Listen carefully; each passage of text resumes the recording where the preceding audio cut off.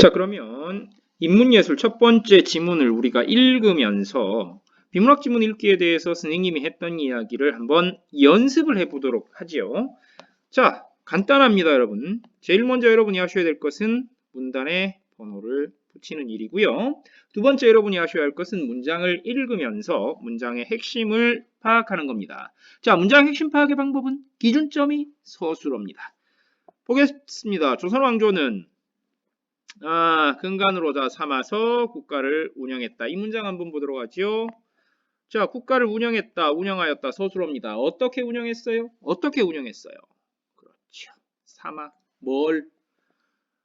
관학과 과거제를 인재양성과 관료 수급의 근간으로 삼아서 국가를 운영했다. 바로 이 부분, 지금 쌤이 꺽쇠 친 이 부분이 이 문장의 핵심이에요. 그렇다면 보세요, 여러분.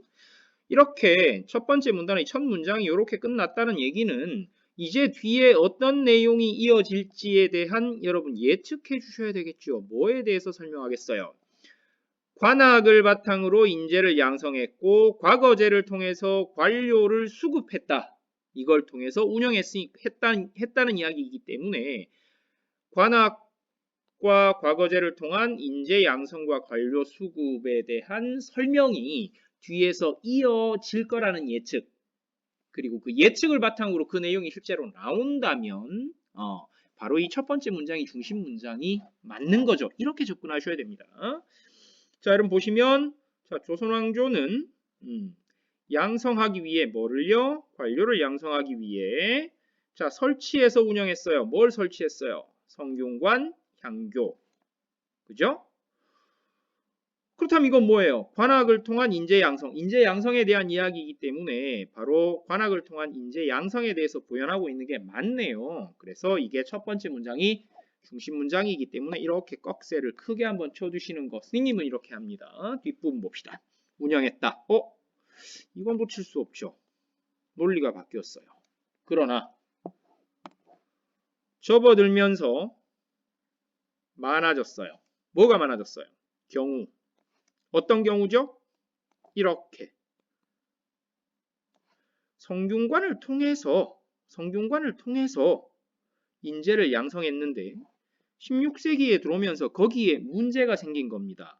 거치지 않고도 나가는 경우가 생겨버렸다는 거죠. 이런 경우가 많아져서 자, 정원은 미달하였으며 성균관만 그런 게 아닌가 봐요. 향교에서는 두드러지기 시작한 게 경향입니다. 어떤 경향이죠? 이렇게 양반 자제들이 평민과 섞여 공부하는 걸 꺼리는 경향이 두드러지기 시작했다라는 것으로 봐서 문단을 나누라고 말씀을 드렸었죠.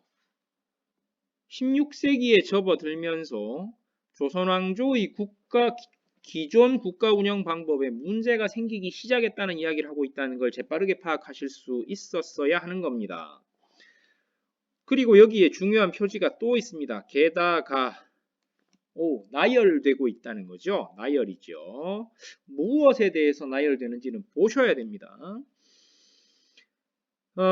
재정적 지원마저 소홀해졌다. 자, 재정 지원이 소홀해져서 지방에서는 융성하기 시작한 것이 사학이네요.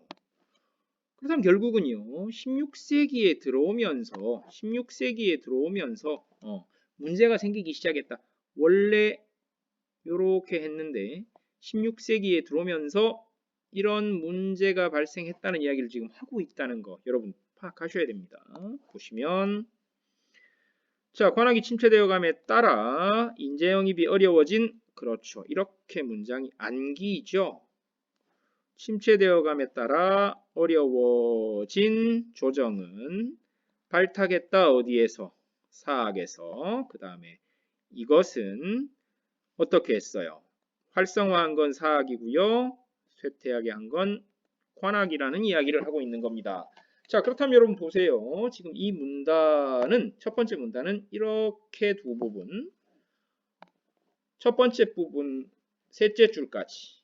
그 다음에 그러나 뒤쪽에서는 관악과 과거제를 바탕으로 조선 왕조가 국가를 운영했는데 그 중에서도 관악과 과거제 중에서도 뭐에 문제가 생겼다는 이야기를 하고 있어요, 여러분?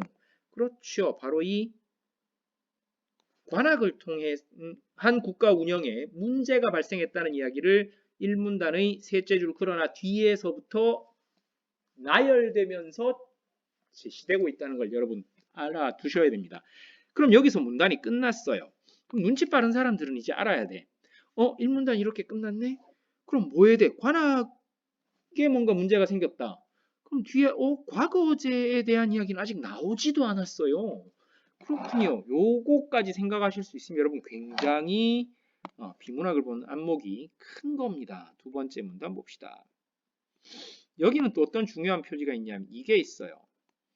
역시 뭐 말고 관악 말고 과거제 역시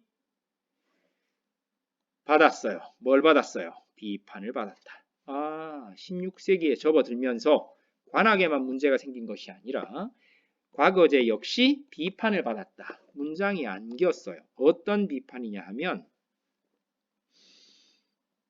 이렇게 되겠네요.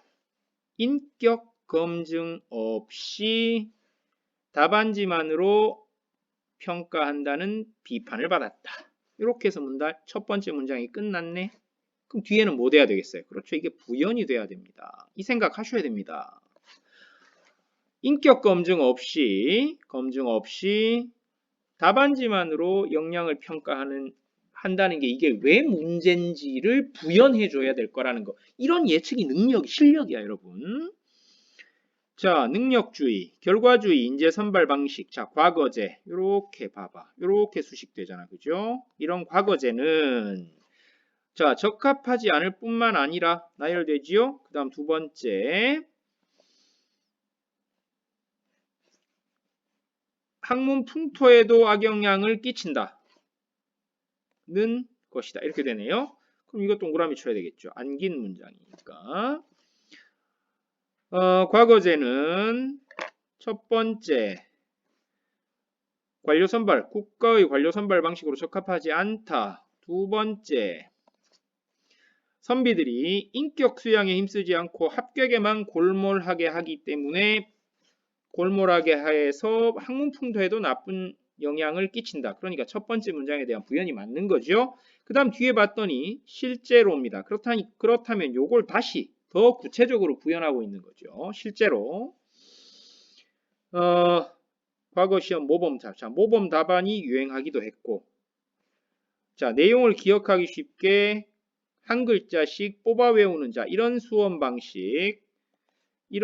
방식이 발달하였기 때문에 자, 자질이 충분하지 못하더라도 시험 응시에 필요한 지식은 빠르게 습득할 수 있었다. 아하, 맞네요. 구체적으로. 그러니까 악영향을 끼쳤다. 합격에만 골몰하게 했고 학문 풍토에 악영향을 끼쳤다라는 것에 대한 부연 설명이 맞죠, 여러분. 그러니까 문단을 나눈다면 어떻게 되겠어요? 이렇게 중심 문장 부분 하고요. 그 다음에 여기서부터 이렇게 선생님 왜 거기까지죠? 이 부분을 봐달라는 얘기입니다. 또 굉장히 중요하죠. 이 나열이겠죠. 이 나열인데 이게 뭐에 대한 나열이냐? 바로 앞에 있는 실제로 이 부분에 대한 또 다른 사례를 하는 건지 아닌지는 여러분이 지금부터 보시면서 파악하셔야 됩니다. 또 합격자 중 절반이 서울 출신이었고 절반 외 나머지 역시 주요 도시 인근 편중. 아하. 그러니까 이것은 과거제가 인격 검증 없이 첫 번째 문장의 검증 없이 답안만으로 역량을 평가하기 때문에 이 비판을 받았다. 그거 말고 또 다른 문제. 그러니까 이것은 과거제에 대한 첫 번째 비판. 과거제에 대한 두 번째 비판 이렇게 되겠죠. 그러니까 이런 사소한 표지 하나도 여러분이 놓치지 않으셔야 되는 거예요. 그래서 여러분 또 앞에서 여기까지 두 번째 부분을 선생님 여기까지 나눈 겁니다. 뒷부분 맞아보도록 하지요. 또 절반 이상이 서울 출신이고 아니면 지방 주요 도시 또는 주요 도시 인근에 편중됐다. 자, 이는 학문의 지역 격차가 심화되고 교육의 불평등화가 심화되었다. 즉, 과거제가 유발하는 두 번째 문제가 바로 요거다. 이 나열이라는 거. 1, 2. 두 번째 문단에서 여러분이 잘 보시는 건 그렇구나. 이렇게 두 가지가 문제점이 나열되고 있구나라는 거 파악하시는 거. 그것뿐만 아니라 한 번 더 정리한다면 결국은 뭐예요? 이 문단까지는. 즉, 이 첫 번째 문단의 첫 문장 바로 이 관악과 과거제를 근간으로 운영했는데 그러나를 기준으로 16세기에 들어오면서 관악에 이런 문제가 생겼다. 관악의 문제점은 그러나를 게다가를 기준으로 이렇게 나열되고 있고요. 그 다음에 관악의 문제점에 대해서 설명한 1문단이 끝나고 나니까 당연히 여러분은 여기서 뭐 할 수 있어야 된다. 예측을 할 수 있었어야 된다. 아직 과거제 문제 안 나왔다. 예측한 대로 과거제 나오지요. 그 다음 여러분 여기서 놓치지 말아야 할 두 번째 포인트는 두 번째 문단을 이렇게 문단을 나누다 보면 그렇구나. 과거제라는 것이 인격 검증 없이 답안지만 가지고 역량을 평가한다는 그런 문제점에 대한 지적이 있었구나. 뿐만 아니라 또 특정 지역, 교육 불평등, 지역 편중 이런 문제가 있었다. 과거제에 대한 두 번째 비판이 있구나. 뭐 이렇게 문단을 여러분이 읽어 나가시고 파악해 가는 것. 이것이